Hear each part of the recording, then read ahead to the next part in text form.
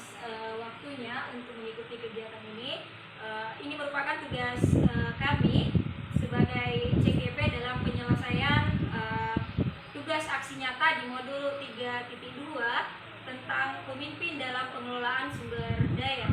Nah, tujuan kita di sini, kita akan mengidentifikasi aset-aset apa saja yang ada di sekolah kita yang bisa kita gunakan atau yang bisa menunjang peningkatan kegiatan pembelajaran kita di sekolah ini. Oke, sebelum kita mengidentifikasi, saya akan memaparkan dulu sedikit apa itu pemimpin dalam pengelolaan sumber daya, yang seperti apa itu dan seperti apa itu aset-asetnya.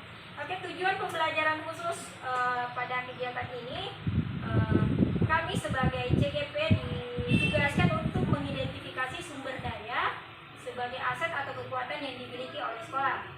Identifikasi sumber daya dilakukan secara kolaboratif. Jadi kami meminta kesediaan Bapak Kepala Sekolah dan teman-teman sekalian.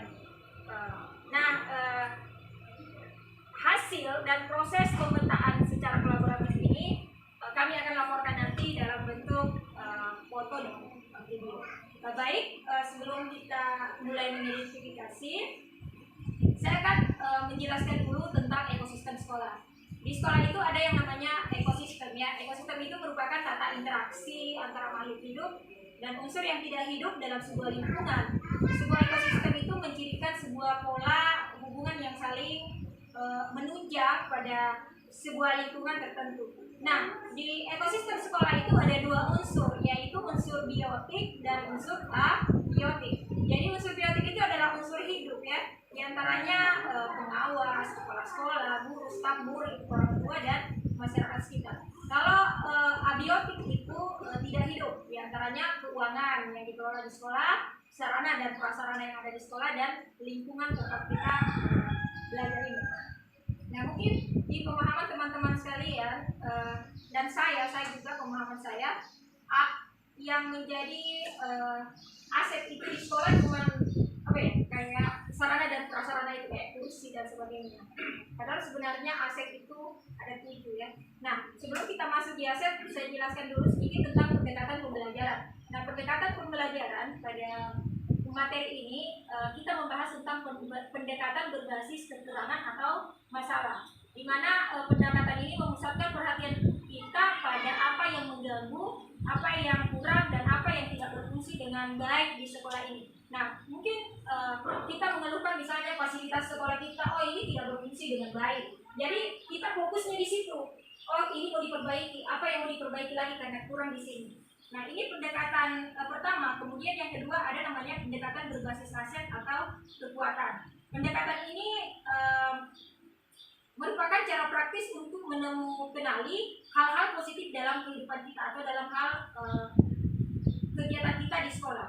Dengan menggunakan kekuatan ini, kekuatan berbasis aset ini sebagai tumpuan berpikir, kita diajak untuk memusatkan perhatian pada apa yang bisa berjalan dengan baik, yang menjadi inspirasi kita, dan yang menjadi kekuatan atau potensi yang positif. Mungkin saya tambahkan sedikit di sini, misalnya pada saat kita menangani siswa yang bermasalah. Mungkin pada saat kita menangani siswa yang bermasalah, yang kita munculkan itu cuma selalu kekurangannya pada saat kita membahas. Ini kekurangannya seperti ini di anak. Kadang kita tidak pernah memunculkan apa sebenarnya kelebihan dari anak tersebut, ya. Dan misalnya di sekolah juga selalu kita fokus untuk memperbaiki kekurangan tanpa memperhatikan padahal sebenarnya di sekolah kita ada yang potensi-potensi yang bagus sekali untuk dikembangkan, seperti ini. Kemudian di sini juga ada yang namanya asset-based community development atau pengembangan komunitas berbasis aset. Nah, pendekatan PKBH ini berfokusnya pada potensi atau sumber daya yang dimiliki oleh sebuah komunitas. Nah, pendekatan ini menekankan pada kemandirian dari sebuah komunitas, ya. Jadi untuk menyelesaikan tantangan yang dihadapi, kita bermodalkan pada kekuatan potensi yang ada di dalam diri kita sendiri. Misalnya pada seorang pemimpin akan berperan sebagai fasilitator dalam menggerakkan dan memimpin komunitasnya. Nah, baik, kita masuk saja langsung ke identifikasi aset. Nah, sebelum kita masuk ke identifikasi aset, saya nanti meminta kepada Bapak Kepala Sekolah dan teman-teman sekalian kita mendiskusikan aset-aset atau modal apa saja yang ada di sekolah kita ini yang bisa menunjang kegiatan pembelajaran kita sehari-hari ya. Aset itu ada 7. Ada aset atau modal manusia, kemudian sosial, kemudian politik, agama dan budaya, fisik, lingkungan alam, dan finansial. Nah, ini saya kira akan dijelaskan lebih lanjut oleh Pak Demang. Silakan Pak Demang menjelaskan tentang ketujuh modal tersebut sebelum kita identifikasi. Oke, Assalamualaikum warahmatullahi wabarakatuh. Ya, dari 7 aset utama tadi yang memang menjadi penunjang dalam kegiatan pembelajaran kita di sekolah, tentunya tadi sudah disebutkan, yaitu aset manusia, kemudian aset sosial, kemudian politik, agama dan budaya, kemudian aset fisik dan lingkungan alam di sekitar kita, dan aset finansial. Nah, kita akan membahas terlebih dahulu tentang aset manusia, di mana kita dapat memperdayagunakan tenaga-tenaga pendidik yang ada di sekolah kita untuk dapat menunjang kegiatan pembelajaran yang kita lakukan sehari-hari. Misalnya contohnya tenaga guru, kemudian TU, dan termasuk di dalamnya murid yang dapat kita gunakan dalam menunjang proses pembelajaran yang ada di sekolah kita. Kemudian yang kedua menyangkut tentang aset sosial, di mana kita saling membangun hubungan emosional antara satu dengan yang lain demi menunjang proses pembelajaran yang dilakukan di sekolah. Contohnya kita membangun misalnya hubungan emosional antara komite sekolah dengan rekan-rekan sejawat yang ada di sekolah, membangun hubungan emosional yang baik antara guru dan murid. Kemudian yang berikutnya tentang aset politik. Nah, menyangkut tentang aset politik di sini mungkin kita berpikir kita akan dibawa dalam satu ranah tentang politik juga. Tapi bukan ini yang dimaksud. Yang dimaksud di sini aset politik adalah bagaimana kita mengambil suatu kebijakan yang dapat menunjang kegiatan pembelajaran yang dilakukan di sekolah. Misalnya mengambil suatu keputusan yang dapat mempengaruhi kita, yang dapat kita lakukan secara bersama dalam kegiatan proses pembelajaran yang ada di sekolah. Kemudian selanjutnya menyangkut tentang aset agama dan budaya. Nah, aset tentang agama dan budaya di sini menyangkut tentang kegiatan-kegiatan keagamaan yang kita lakukan di sekolah kita. Misalnya sudah kita lakukan adalah sholat berjamaah sebelum pulang sekolah. Kemudian aset budaya, bagaimana kita saling membangun kebersamaan di sekolah kita yang dapat kita lakukan secara bersama sehingga selalu terjalin intinya kerjasama yang baik antara rekan-rekan sejawat. Kemudian dari aset modal fisik di sini menyangkut tentang apa-apa modal fisik yang biasa kita gunakan dalam proses pembelajaran. Misalnya contohnya di sini ada LCD, ada misalnya kipas angin dalam ruangan, ada misalnya kursi dan ruangan kelas yang memadai, contohnya laboratorium juga termasuk di dalamnya. Kemudian menyangkut tentang aset modal lingkungan alam, misalnya bagaimana kita mempergunakan lingkungan sekolah kita yang nyaman. Contohnya kita sudah buat di sini adalah taman baca siswa yang ada di lingkungan sekolah kita yang dapat dipergunakan dalam hal kegiatan pembelajaran yang berlangsung di sekolah, termasuk di dalamnya kebun siswa ya yang kita dapat perdayagunakan sehingga dapat menunjang kegiatan pembelajaran. Kemudian di sini yang terakhir adalah aset modal finansial. Finansial di sini mungkin kita berpikir tentang pengelolaan keuangan, tetapi arahnya di sini bagaimana hasil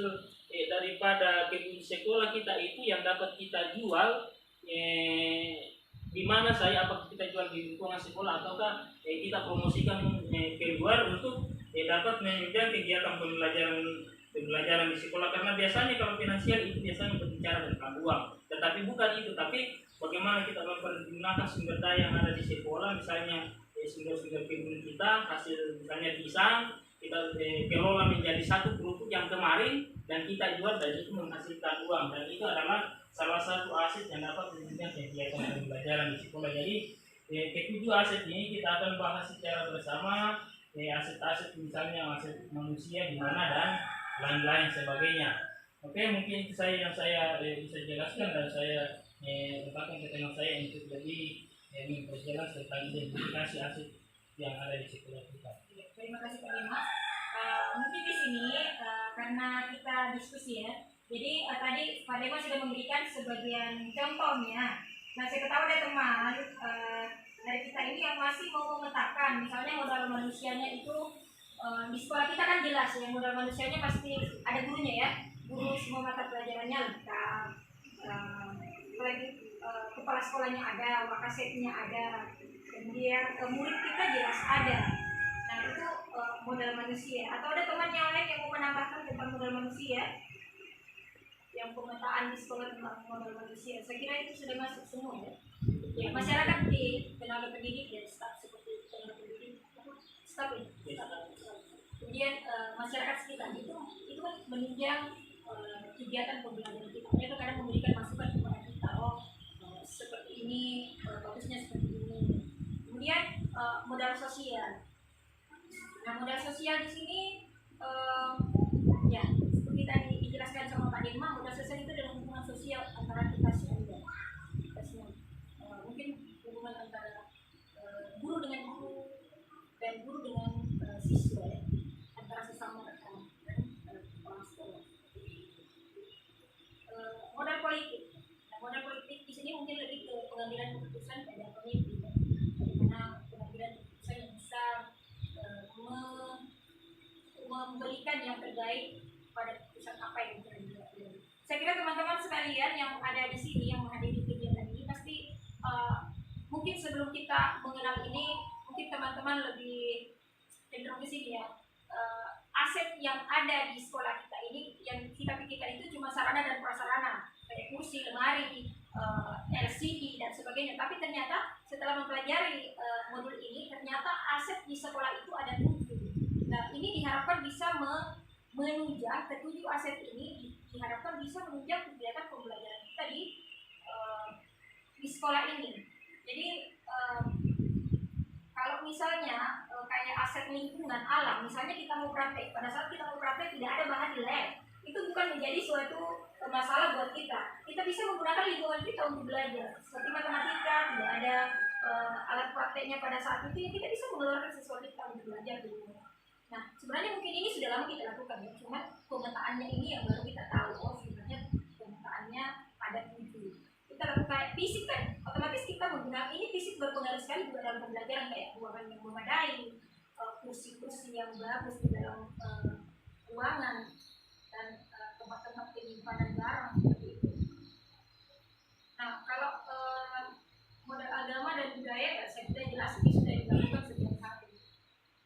Dan kalau masalah karena kita disuruh di sini tugasnya juga memetakan di lingkungan sekolah, jadi saya ingin bertanya sama teman, kira-kira ini ketujuh modal atau aset yang saya jelaskan tadi, apakah ini ada di sekolah kita? Ada semua di sekolah kita ini kira-kira?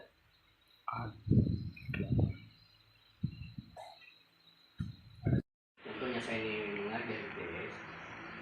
Pada saat saya masuk di bab 4 untuk pelajaran kelas 7, berbicara atau menjelaskan tentang masalah kehidupan manusia purba, maka aset yang saya gunakan untuk menunjang kegiatan proses pembelajaran tidak disediakan di sekolah, tapi saya bisa memanfaatkan benda-benda yang ada di lingkungan sekolah. Sebagai contoh, tapak genggam yang terbuat dari batu. Jadi karena tidak ada alat peraga yang bisa digunakan untuk memperagakan bagaimana itu alat yang terbuat dari batu yang penggunanya digenggam, terpaksa saya keluar dari kelas meninggalkan anak sebentar mencari batu, baru saya berikan cara menggunakannya. Itu jadi seperti yang kita jelaskan tadi, bahwa aset lingkungan, kalau memang barang alat peraga yang disediakan oleh dinas pendidikan atau yang terlibat di dalamnya tidak ada, maka otomatis kita bisa menggunakan apa yang ada di lingkungan sekolah. Yang kedua, saya biasa menjelaskan tentang terjadinya erosi. Ini salah satu mencegah terjadinya erosi adalah adanya pohon atau tumbuhan yang bisa menghisap air masuk ke dalam tanah. Nah, saya biasa contohkan pada ini, sebagus sekali kita punya lingkungan sekolah. Ini karena bisa mencegah terjadinya abrasi kecil-kecilan yang bisa menyebabkan tanaman itu tidak bisa tumbuh dengan baik karena humus tanah sudah hanyut terbawa oleh air hujan. Jadi bagus sekali di dalam lingkungan seperti ini karena ada aspek yang bisa menunjang untuk menjelaskan pelajaran itu sehingga anak memahami bahwa betapa perlunya melestarikan lingkungan ini. Terima kasih Pak Arif. Mungkin yang dijelaskan tadi sama Pak Arif itu tentu dia memanfaatkan untuk dalam pembelajarannya, dia memanfaatkan aset lingkungan dan dia menggunakan pendekatan yang berbasis kekuatan. Karena pada saat kita menggunakan pendekatan berbasis kelemahan atau berbasis kekurangan atau berbasis masalah, pasti kita pesimis, jangan dikuajarkan ini deh, tidak mungkin ini anak-anak mengerti karena tidak ada alat prakteknya. Anak-anak pasti cuma membayangkan bagaimana dulu ini. Tapi Pak Arif ini mencoba menggunakan pendekatan berbasis aset atau berbasis kekuatan yang ada di sekolah kita. Dia menggunakan potensi alam yang ada di sekolah untuk menunjang kegiatan pembelajarannya. Jadi saya kira kalau modal lingkungan ya jelas di sekolah kita ya itu sangat menunjang kegiatan pembelajaran kita. Ada pendapat lain dari teman sekalian? Aset fisik kita, tentang Ruang kelas dari finansial kita. Ya, makasih. Kalau kita melihat sekolah kita itu sudah boleh dibilang kita lah yang terbagus di kecamatan ini. Ya, di antara 4 sekolah kita barangkali yang dianggap lengkap sarananya, baik sarana kelasnya sudah lumayan, sarana ibadahnya, ruang guru maupun perpustakaan semua sudah ada. Nah, tinggal kita ini bagaimana memanfaatkan yang sudah ada, bagaimana memelihara yang sudah ada. Nah, jadi harapan saya kepada kita semua mengajak anak-anak kita untuk menjaga kelestariannya ini, termasuk kelestarian lingkungan. Sama kemarin saya jalan-jalan ke semua kelas, hampir tamannya itu, sampai kepada anak kita, kalau nak potnya yang kosong, kita isi ulang, ya kita tanam kembali. Mengapa? Karena alangkah indahnya kita lihat kalau semua depan halaman kita itu hijau semua atau diwarnai dengan warna-warna beraneka macam warna bunga, ya seperti itu.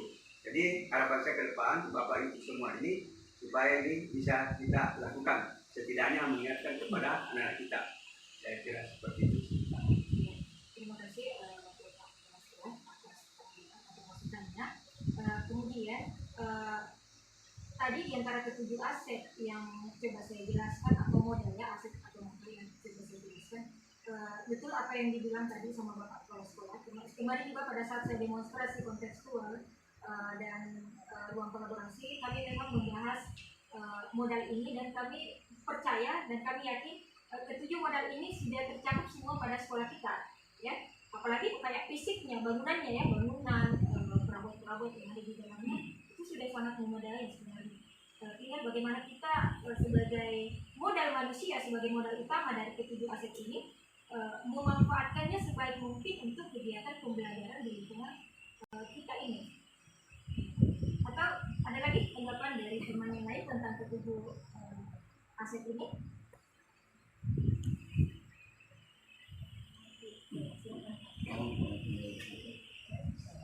Jadi setelah mendengarkan penjelasan dari teman bahwa ternyata di sekolah ini itu ada 3 aset yang selama ini mungkin pikiran kita bahwa kalau bicara masalah aset itu terbatas. Maka setelah mendengarkan ini kita mendapatkan wawasan tambahan tentang aset-aset tadi. Dan saya lihat memang penjelasannya dan itu pembagiannya sudah merata.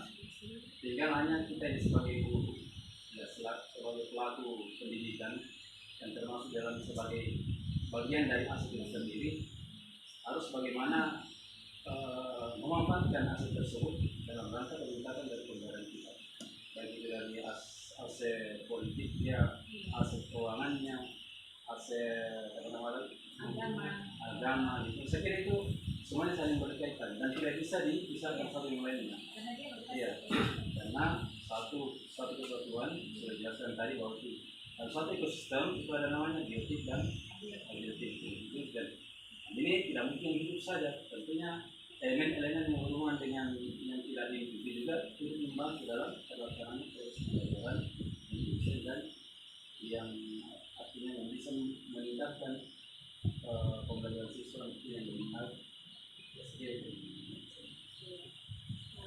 Jadi tadi Pak Dema juga sudah menjelaskan contoh-contohnya, ditambah lagi tadi Pak Arif, Bapak Kepala Sekolah dan Pak Nahar sudah menjelaskan juga tentang modal yang ada di sekolah kita ini.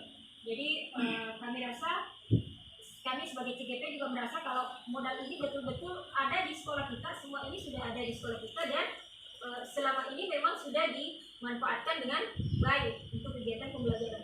Cuma selama ini mungkin kita tidak tahu memetakannya ya, ini manusia ternyata namanya, ini sosial, ini politik. Kita cuma memanfaatkannya tanpa tahu bagian-bagiannya.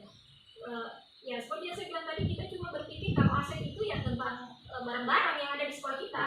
Ternyata aset itu bisa terbagi lagi ke dalam 7 bentuk seperti ini, dan ini semua menunjang kegiatan pembelajaran, diharapkan bisa menunjang kegiatan pembelajaran kita di sekolah. Dan pada saat kita menghadapi sebuah masalah, maka pendekatan yang lebih bagus kita gunakan sebenarnya itu adalah pendekatan berbasis aset atau kekuatan. Kita selalu mencoba melihat kekuatan apa yang ada pada kekuatan atau potensi apa yang ada pada sekolah kita ini. Bukan terus melihat secara pesimis, oh kita terlalu banyak kekurangan, ini tidak mungkin kita laksanakan, ini tidak mungkin. Jadi dalam hal ini karena tadi hasilnya teman-teman sekalian dan Bapak Kepala Sekolah sudah menyatakan bahwa ketujuh aset ini memang ada di sekolah kita, dan ketujuh aset ini sudah benar-benar menunjang kegiatan pembelajaran yang kita lakukan di sekolah kita ini. Jadi saya kira sekian, Pak Bema tadi sudah catat ya. Jadi saya kira sekian atas kegiatan kita pada hari ini tentang identifikasi aset atau modal yang ada di sekolah kita ini yang bisa menunjang kegiatan pembelajaran kita di sekolah. Sekali lagi saya ucapkan terima kasih kepada Bapak Kepala Sekolah dan kepada rekan-rekan sejawat sekalian atas waktunya untuk mengikuti kegiatan yang dilakukan ini. Jadi sekali lagi terima kasih, dan saya mengakhiri. Saya dengan Pak Bema mengakhiri dengan ucapan Assalamualaikum warahmatullahi wabarakatuh. Waalaikumsalam.